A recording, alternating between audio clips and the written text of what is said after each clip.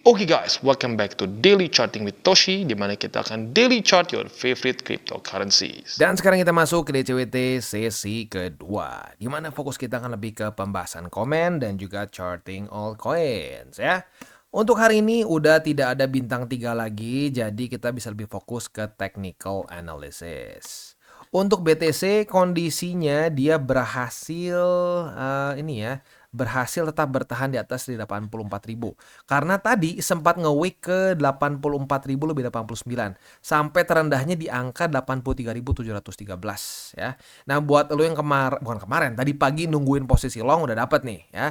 Tinggal jangan lupa aja target TP-nya dipasang antara EMA 200 atau EMA 20. 200 lebih konservatif, 20 lebih agresif ya. Oke. Next, kita akan langsung lihat aja Bitcoin Dominance. Untuk Bitcoin Dominance kondisinya mulai ada rally lagi. Ada apa nih? Ternyata ya, lagi-lagi balance sheet. Balance sheet turun lagi ya. Waduh, gimana nih Bang? Kemarin kan sempat meningkat, sekarang kok turun lagi ya. Ya, balik lagi. The Fed kan nggak ngomong akan dalam waktu dekat.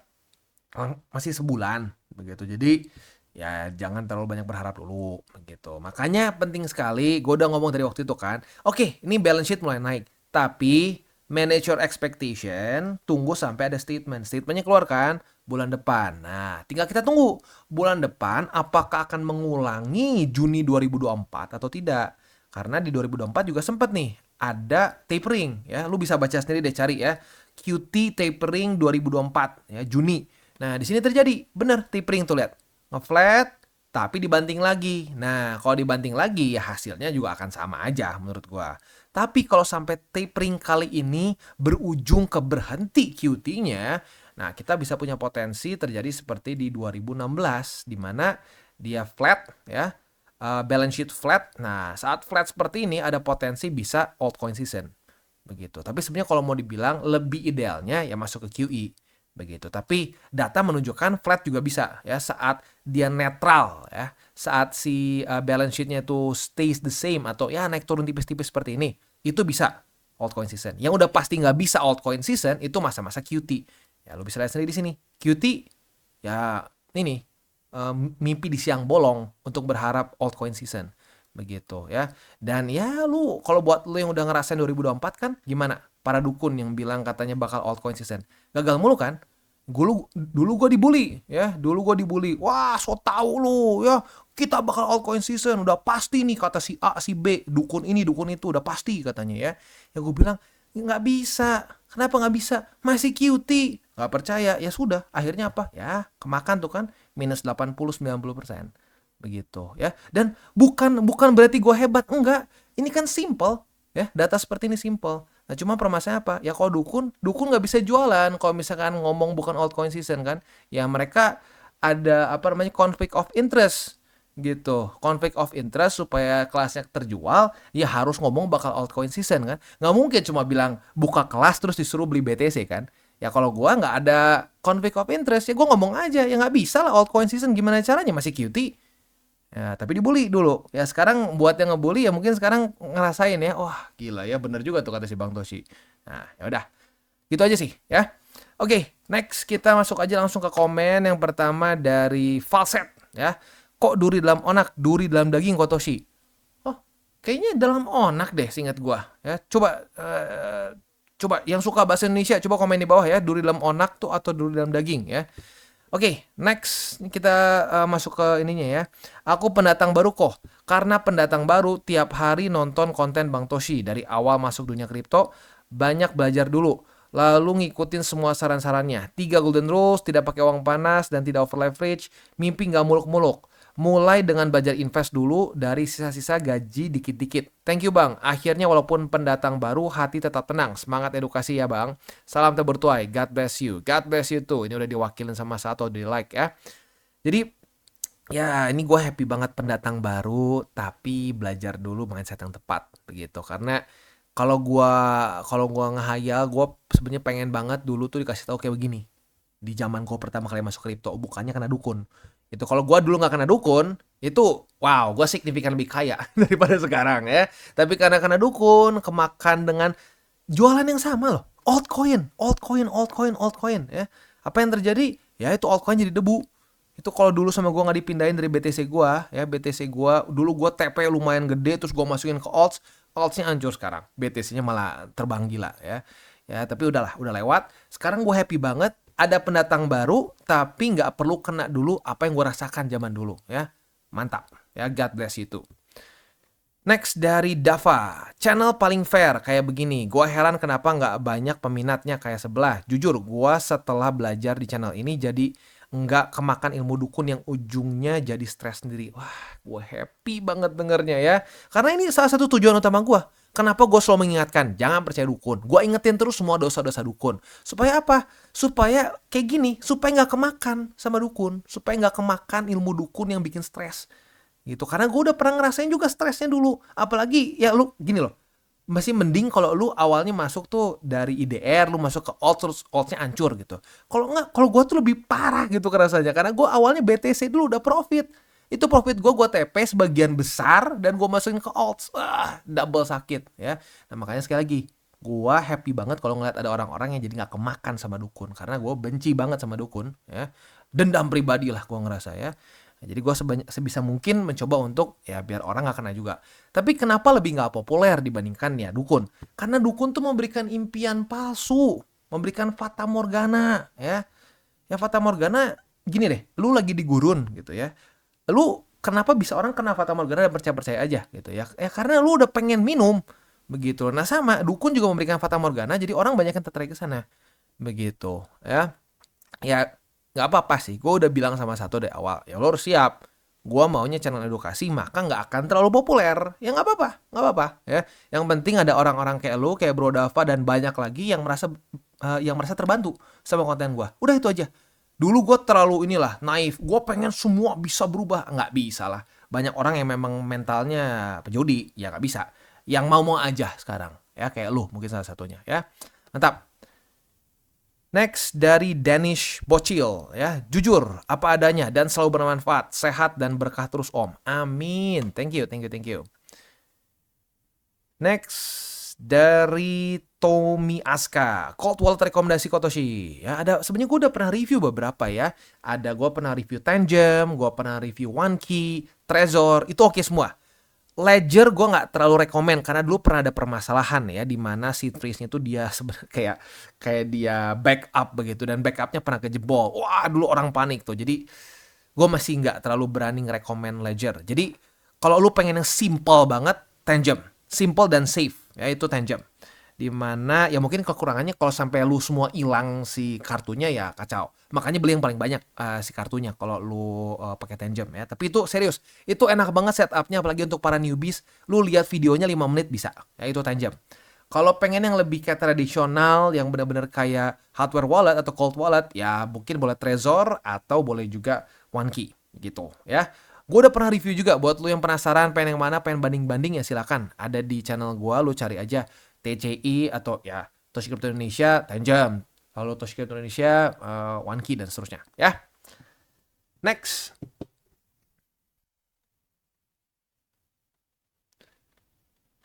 Dari Rizky Kurniawan, bener bang, aneh MetaMask kena jebol 15 juta. Nah untung gue gak segede gitu, karena gue dari dulu diajarin untuk, ya itu mungkin salah satu apa ya pengalaman pribadi juga sih ya. Bukan diajarin lah, kena gitu ya. Ya dulu gue kena dikit untungnya ya. Gue juga bingung sampai sekarang kenapa bisa jebol, karena gue pakainya Apik ya. Gue nggak sembarangan main connect-connectin wallet. Kalau sampai gue connectin pun gue langsung lagi gue lepasin lagi connectionnya. Lalu seed phrase juga gua tulis tangan, tetap kejebol. Jadi ya sekali lagi ya, kalau buat lo yang ngerasa bahwa wah, buat apa pakai cold wallet, udah aja pakai hot wallet terus kita ya udah sama aja kan sama-sama pakai seed phrase. Enggak, serius. MetaMask Trust Wallet gitu lebih nggak secure jauh dibandingkan dengan cold wallet. Kenapa bisa seperti itu nggak tahu, gue juga bingung sampai sekarang ya. Kalau ditanya kenapa bisa kejebol, karena gue makainya Apik, begitu ya. So, ya buat lo yang masih kebanyakan pakai hot wallet, ya buat naruh kripto lo, lebih baik pertimbangkan untuk punya cold wallet, gitu ya. Next dari Dave Scooter, saya di sini masih baru di kripto. Dulu waktu akhir tahun kemarin ada 2 orang yang ngomong Januari akan altcoin season. Kalau nggak percaya, B something ya, mungkin apalah itu ya, kebun binatang lah ya. Karena semua data di luar negeri saya yang tahu kata. Ini khas banget dukun ya. Datanya saya doang yang punya, yang lain nggak tahu. Saya paling pintar ya. Udah salah nanti tinggal ngomong ini salah market, bukan salah saya. Saya nggak bisa salah soalnya gitu ya. Bangke bener ya. eh yang tahu pertama katanya, untung aku nggak kepancing dan analisa data dulu. Mantap, mantap, mantap ya. Ya gue happy banget kalau nggak dengar ada orang nggak kepancing dukun, nggak kemakan omongan dukun. Ya itu mungkin salah satu tujuan utama gue nggak bikin channel ini ya, supaya nggak banyak yang kena dukun. Begitu ya. Mantap, mantap, mantap, mantap ya. Ya, jadi pembelajaran lagi sekali lagi ya. Para dukun itu akan ngomong 1001 cara untuk buat lu tertarik ya. Lu bakal dibilang, lu mau beli rumah, gampang. Mau beli mobil, gampang. Semuanya dibilang gampang aja. Yang penting bayar dulu nih. Bayar dulu untuk masuk ke grup gua. Udah salah sih ya tidak ada tanggung jawab. Ya. Ngomongnya bisa aneh-aneh ya. Datanya cuma gua yang punya. Data yang pertama masuk tuh lewat gua dulu, seluruh dunia gitu ya. Udah hancur mah, udah aja hancur. Gak ada tanggung jawab sama sekali. Dan malah udah banyak yang curhat juga ke kita, di kick. Ya, dia minta pertanggungjawaban di grup, di kick. Ya sudah, ya. Sekali lagi, dukun seperti itu dari masa ke masa ya. Kalau zaman dulu masih lebih mending lah, malu udah gitu dia kabur gitu ya, kabur dulu susah dicari begitu. Kalau zaman sekarang dukun udah ketahuan salah total, bikin rugi orang, udah cuan dari orang gede, masih bikin konten tidak takut sama sekali ya, luar biasa tebal sekali mukanya ya. Kalau zaman dulu masih rada malu-malu lah ya, sekarang udah pro ya, pro semi sedikit sosiopath mungkin ya. Next dari Rookie Gaming ya, gua selalu pengen tanya nih sebenarnya pada saat masuk ke QT, apakah emang pasti akan terjadi altcoin season? Enggak, kalau masuk QT justru enggak, justru jelek ya. Yang masuk ke QE itu yang bagus ke altcoin season. Ataukah ada pernah momen di mana masuk ke QT tapi alt tetap biasa aja atau malah turun? Belum pernah seperti itu. Data yang kita punya ya menunjukkan ya at least Bitcoin dominance kan kita bisa tarik itu sampai ke sini ya. Sampai ke 2014 begitu. Nah, ini kejadian antara tidak QT atau QE. Udah, gitu aja. Ya. Setiap altcoin season tuh butuh liquidity. Jadi minimum banget tidak QT. Udah. Tapi kalau lagi QT, itu historically speaking BTC berkuasa nih. Ya. QT, BTC berkuasa. Ya. Lalu di sini lagi QT lama banget kan dikasihnya. Wah, apa yang terjadi? Lihat BTC. BTCD ya, bukan BTC, sorry. BTCD dominance, lihat naik ke atas begitu ya. Jadi pertama ini bukan QT ya. Kalau lu pengen altcoin season itu antara berhenti QT atau netral, kita sebut sebagai netral kondisinya, flat seperti ini atau QE. Nah, datanya tidak pernah menunjukkan di mana saat dia QT malah altcoin season gede-gedean. Nggak bisa. Ya, semua altcoin season yang besar itu terjadi semua dalam masa-masa antara tidak QT atau QE. Dan QE tentunya masa-masa yang lebih bagus dibandingkan QT. Begitu. Di luar dari itu, fakta data statistik tidak menunjukkan hal itu. Begitu. At least for now ya. Karena lagi-lagi banyak orang yang suka berpikir kripto itu udah sangat lama. Enggak ya, kripto itu masih sebentar. Datanya masih pendek. Begitu. Itu dengan data yang kita punya selama ini selalu menunjukkan selama QT altcoin season yang dicari-cari itu tidak pernah hadir. Kalau sampai hadir pun hanya fake out. Begitu, seperti di sini nih, fake out ya, fake out. Nah, sayangnya fake out ini yang membuat banyak orang sangkut besar. Begitu, ya. Next. Dari ini gue penasaran nih, Sen itu Hansen mungkin kali ya, Hansen Jaja ya. Mak Toshi, mau lebaran kripto dan IHSG trennya nyungsep ya. Ya kalau kripto nyungsep gara-gara makro ya, kita udah bahas.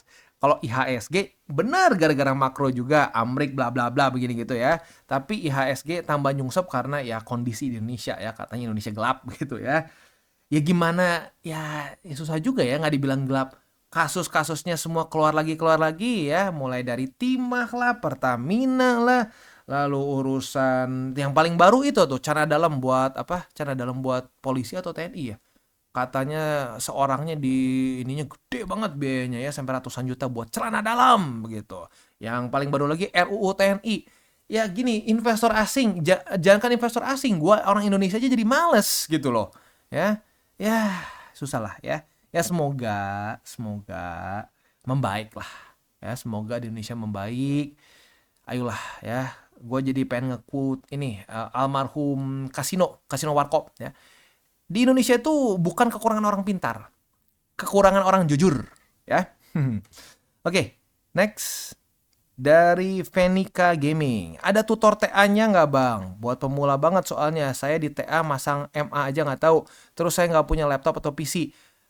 Bang, fitur trading view di HP sama aja, sama ya, bisa di HP juga bisa ya. Kalau portofolio sih udah mulai dari Desember 90% BTC, 10% XRP. Nice, that's good ya. Cuman karena belum paham korelasi fundamental sama TA, saya cuma nabung sesuai alokasi yang paling aman untuk jangka panjang gitu aja. Semoga bisa terjawab. Nah, jadi untuk TA itu sebenarnya kita ada beberapa ada beberapa tutorial ya, lu bisa cek di channel kita, cuman udah lumayan lama sih, itu juga zaman dulu tuh gue masih belum ganti mic, gue masih ngasal banget tuh dulu ya. Tapi ada ya, kalau mau lihat boleh di situ ya. Dan kalau sebenarnya gini sih, lu nonton DCWT dari hari ke hari pelan-pelan kebayang sih, lumayan banyak juga orang yang seperti itu. Jadi nggak nonton tutorial tapi nonton DCWT lama-lama, oh oke, ini supportnya kebayang seperti ini seperti itu ya. Untuk masukin MA ya sebenarnya gampang sih, lu tinggal kalau lu di trading view ya, lu tinggal klik bagian indicators terus masukin MA gitu, ada moving average dan seterusnya ya. Oke. Next dari Less Cool Indonesia. Bang, aku orang baru di kripto, usiaku 13 tahun. Wow, masih super, ini masih bukan cuma muda, ini masih kecil ya. Tolong jelaskan tentang kuartal, aturan, jarak per bulan gimana ya? Oke, gini deh, kalau menurut gua, lu masih 13 tahun ya. Pertama bagus, luar biasa, berarti lu udah tertarik untuk belajar begitu, karena kalau gua perhatiin dulu tuh banyaknya yang kayak ya itulah fenomena bocil kripto tuh. Orang-orang tuh banyaknya yang masih kecil-kecil tuh nggak tertarik buat belajar, cuma pengen cepet kaya begitu. Nah, ini bagus nih. Lu tertarik pengen belajar tentang apa ya, di sini lu banyak kuartal, aturan dan seterusnya. Ya berarti pengen belajar TA dan fundamental kan, which is good. Nah, tapi menurut gua gini dulu deh. Lu juga berarti kan masih sekolah nih, ya masih sekolah, masih sibuk dengan urusan sekolah. Kalau menurut gua ya, lu untuk invest sekarang di cycle ini lebih baik jangan terlalu gila-gilaan ya, dan kalau sampai mau invest udah di BTC aja. Di BTC aja dulu, jangan cobain OS dulu sama sekali. Begitu ya. Nah, setelah lu udah invest di BTC begitu ya, nah lu pelan-pelan belajar. Untuk TA kita sekali lagi udah ada tutorialnya ya. Fundamental ya lu bisa pelan-pelan belajar di DCWT. Begitu ya. Untuk kuartal apa sih? Kuartal tuh gini, setahun dibagi 4. Begitu berarti 3 bulan ya. Januari, Februari, Maret itu kuartal 1 ya, dan seterusnya lah gitu ya. Tinggal dihitung aja sendiri begitu ya.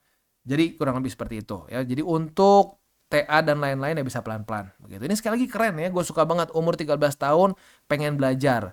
Jarang sekali ya, jarang sekali. Walaupun beberapa kali di TCI mulai ada sih ya. Kemarin ada yang umur 15, ada yang umur 14, karena ada 13. Nih lama-lama turun terus, jangan-jangan sampai 10 ya.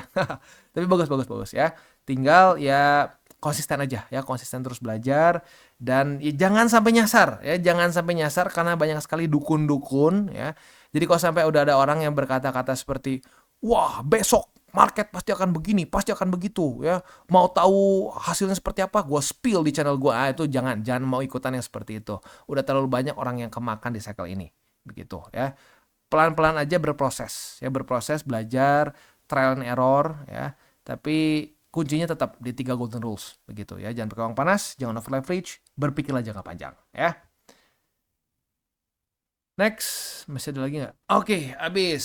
Oke, selanjutnya kita masuk ke buy limit. Tetapi sebelum kita masuk ke buy limit, seperti biasa gue akan disclaimer dulu bahwa semua konten dari TCI bukanlah financial advice. Ini semua bentuknya adalah edukasi. Lalu bagaimana cara untuk mendukung TCI? Ada banyak caranya. Lu bisa like our video, bisa share our video, atau juga bisa menggunakan link referral kita di bawah. Dan sekarang kita akan dengar lu pesan-pesan dari sponsor kita pada hari ini. Oke, today's video is brought to you by Bybit. Dimana di Bybit ini kita bisa melakukan berbagai macam hal ya, mulai dari yang newbie sampai yang sudah advance. Buat mungkin lo merasa bahwa aduh bang, gue masih nggak ngerti nih TA, gue masih nggak ngerti charting dan seterusnya, tapi pengen akumulasi, pengen DCA murni, bisa lo tinggal masuk ke sini one click buy, dimana lo bisa pilih lo mau pakai apa ya fiatnya, lo tinggal pilih juga asetnya apa ya. Misalkan lo pengen akumulasi BTC, misalkan setiap hari Senin jam 7 pagi, misalkan gue pengen akumulasi BTC sebesar 100.000 rupiah misalkan ya, lu bisa langsung lakukan di sini. Bisa peer to peer, bisa Dana, Bank BRI dan lain-lain. Ini gila ya, bisa pakai BCA Mobile dan seterusnya. Jadi Bybit ini memang cocok banget buat orang-orang yang tinggal di Indo ya, bisa langsung pakai bank-bank yang memang sudah biasa kita pakai di Indo ya. Nah, Buat yang intermediate sampai advance juga di sini ada spot, nah, dan juga ada leverage tokens, dan tentu juga ada derivatives trading, di mana kita bisa menggunakan kontrak yang USDT maupun USDC. Jadi di sini lu bisa pakai USDC ya, karena nggak semua exchanger bisa menerima untuk futuresnya pakai USDC ya. Dan tentu juga lo bisa earning bunga juga dari kripto lu dan lain-lain. Dan tentu juga di sini kita bisa melakukan copy trade ya, di mana copy trade dari Bybit ini sudah cukup terkenal ya, dan kita bisa mendapatkan keuntungan juga.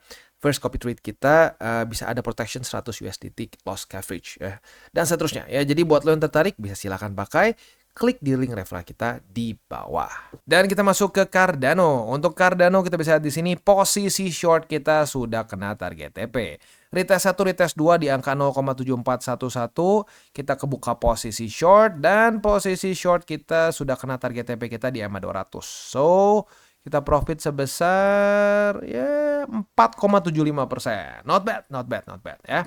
Kita lihat besok pagi. Kalau besok pagi jam 7 Cardano daily close-nya masih di atas dari EMA 20. Nah, kita bisa limit posisi long. Nah, target TP-nya ada beberapa. Udah lah, itu kita lihat besok aja ya. Kalau sampai besok daily close-nya di atas baru kita bahas lagi. Gitu. Tapi intinya ada potensi setup posisi long kalau sampai bisa bertahan di atas dari EMA 200. Oke, posisi spot EMA 200 lalu di 0,6825 dan di 0,6307.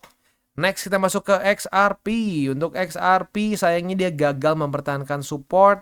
Hari ini dia mulai retest ke angka 0,2456 sebagai resisten. Kita lihat besok apakah dia akan daily close-nya masih di tengah-tengah nih. Kalau dia di tengah-tengah dari EMA 20 dan struktur ini, kita bisa ada potensi buka posisi short. Tapi penentuannya besok jam 7 daily close-nya di mana ya. So ya siap-siap aja, ada potensi buka posisi short besok. Oke. Posisi spotnya EMA 20, 2,27 dan 2,093. Next kita masuk ke Solana. Untuk Solana kemarin retest tapi sayangnya langsung drop dan jebol ya. So tidak ada setup futures. Langsung aja ke spot. Spotnya ada di angka 121,16 dan 119,6. Itu kurang lebih untuk posisi spot dan futures di DCBT sesi kedua ini. Sebelum kita tutup, gua nggak akan pernah bosan mengingatkan 3 golden rules. Jangan pakai uang panas, jangan over leverage, berpikirlah jangka panjang ya. Dan kita tutup dengan salam tabur tuai. Apa yang lo tabur akan lo tuai, jadi taburlah sebanyak mungkin hal baik. Oke guys, jadi itu adalah akhir dari segmen DCWT kita pada hari ini. Dan jangan lupa bagi kalian yang merasakan manfaat dari segmen ini, jangan lupa untuk share ke teman-teman kalian. Dan apabila lu pengen mensupport channel kita, ya TCI, jangan lupa untuk menggunakan link referral kita di bawah. Nggak wajib ya, tetapi apabila lu menggunakan link referral kita di bawah, ada macam-macam ya, dari Bybit, Huobi, Maxi, toko kripto, dan banyak lagi ya. Ya, walaupun nggak wajib, tapi kalau menggunakan link referral kita, lu secara langsung membantu perkembangan dari TCI.